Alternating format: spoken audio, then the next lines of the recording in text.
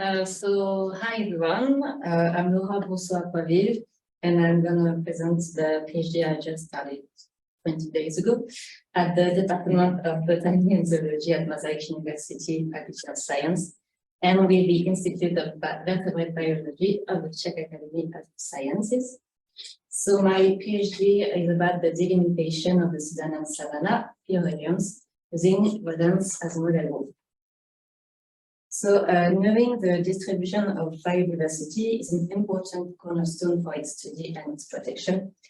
And in that sense, extensive sampling of the studied area, but also comparable species delimitation are necessary. Nowadays, most of our knowledge about species distribution can be biased by taxonomist activities, increasing the biodiversity level in some areas sometimes. I'm going to show you an example of this with the Ethiopian highlands. So this part here. So the Ethiopian highlands having been subjected to taxonomic work up until recently and were considered species with a low level of biodiversity comparing to the Albertan rift that's here.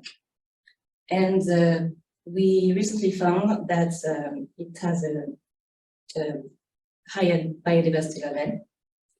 And for example, the species diversity of the Afro-mountain rodents, like the root rats, was considered to be higher in the Albertan rift, and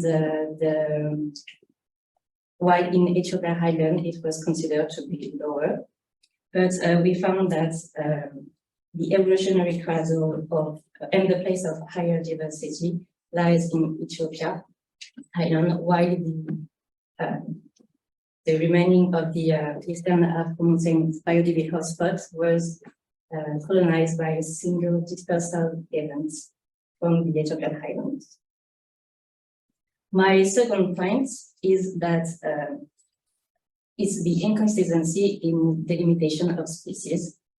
So, especially if you work on a large data set, it is important to have comparable species delimitation, and it's a prerequisite. So we must be able to estimate biodiversity by unbiased way. And for that, rodent can be a good model group because it has been subjected to extensive samplings, as you can see on the map. So all of the dots are localities that have been sampled, and the red one are the ones sampled by the IBB, so the Institute of Vertebrate Biology. And it also has been subjected to intensive phylogenetic and phylogeographic researches. So they have a really rich and well-documented fossil records that is really useful for calibration of molecular clock in phylogenetic analysis, but they also have a high level of phylogenetic niche conservatism and a low level of dispersal, which promotes a high phylogenetic vector diversity, and this over multiple spatial scales, which is an important point here because I will be working on the Sudanian savannah, but Joseph Brija will be working on the sub-Saharan Africa on its globality. And so for my PhD, I'm going to start by using molecular operational taxonomic units to reconstruct phylogeny with phylogenetic and phylogenomic analysis. Then I'm going to date those phylogeny with genomic data, and using the delimited motifs and georeference data, I'm going to perform the phyloregionization of the Sudanian savannah.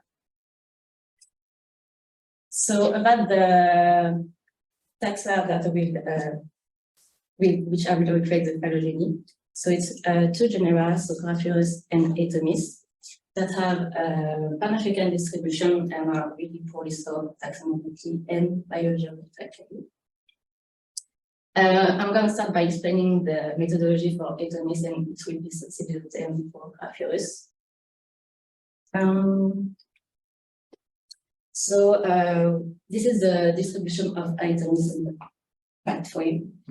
And we're going to start by reconstructing mitochondrial trees of Aidomis. So actually, we have 518 sequences of cytochrome B, which cover all of Aidomis lineages. And we're going to perform maximum likelihood analysis of IQ tree to recreate the mitochondrial phylogeny. And then we're going to use the multi-rate Poisson tree processes, also known as MPTP, to delimitate pre-motus from this mitochondrial tree. And then with all available georeference cytochrome B sequences, we're going to add short fragments of museum materials that we have to classify as many individuals as possible on this tree. And so at the end of this, we'll select 2 individuals of each pre-motu for sequences of ultra-conserved elements, so 5,000 nuclear markers. And we're going to perform phylogenomic analysis with this.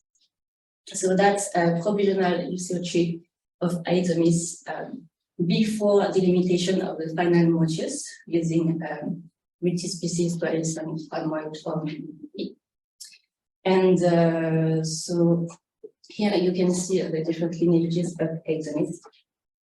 And at the end of this multi-species coalescent framework, we are going to have a set of consistently delimited motus that can be equivalent to species, but also evolutionary significant intraspecific lineages and estimates of their distributions, of their distribution ranges. So with that, we're gonna do the same pipeline for Grapheus and for other data that we have from previous study. So it's 16 well-recognized marine species, and it's about the subfamilies Murini, Gerbiini, and Deomini. So we have those one from previous study, and I'm going to show you an example of what we have. So this is Mestomys erythrolocus and its distribution on the Sudanian savannah. So and on the left, you have a bioregion tree that was performed by using branch cutting approaches. And so we're going to, like the previous pipeline, we're going to take 2 individuals to recreate the phylogenetic trees. And with that, we're going to construct a phylogeny of the murate family. And it's with those UC.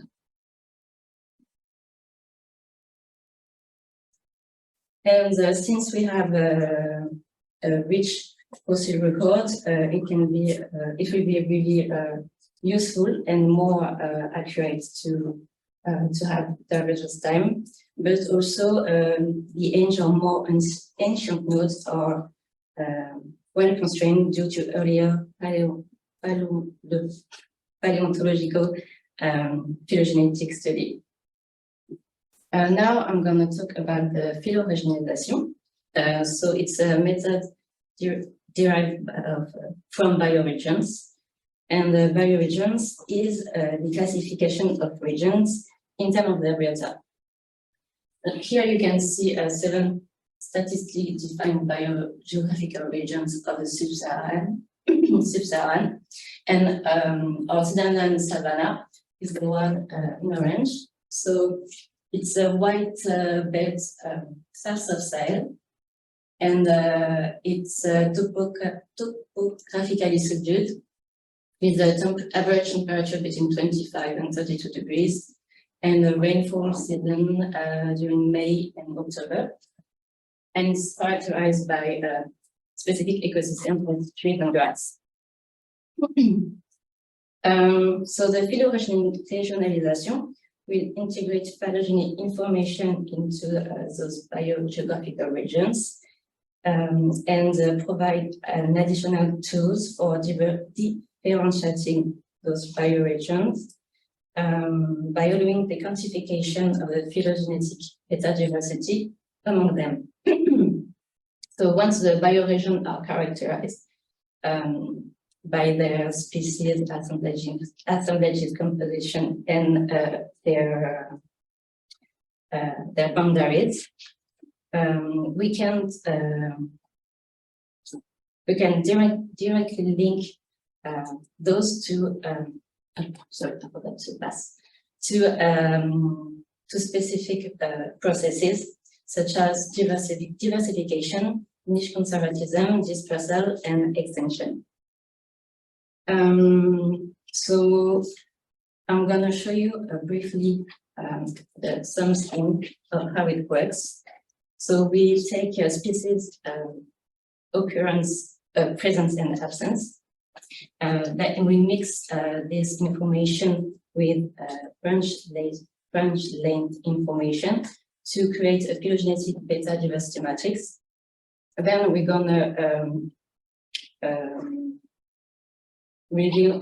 gonna see which algorithm describes the best our data, and also retrieve the optimal number of clusters that we can have for our phyloregions. So at the end, the partitioning of the Sudanian savannah into this rodent phyloregion can be used for further macroecological and biogeographical analysis, and serve for comparison with phyloregion of other taxonomic groups. And it has also implication in the conservation. And it will be because it will present the minimum set of regions with unique small mammal faunas. And that's it for me.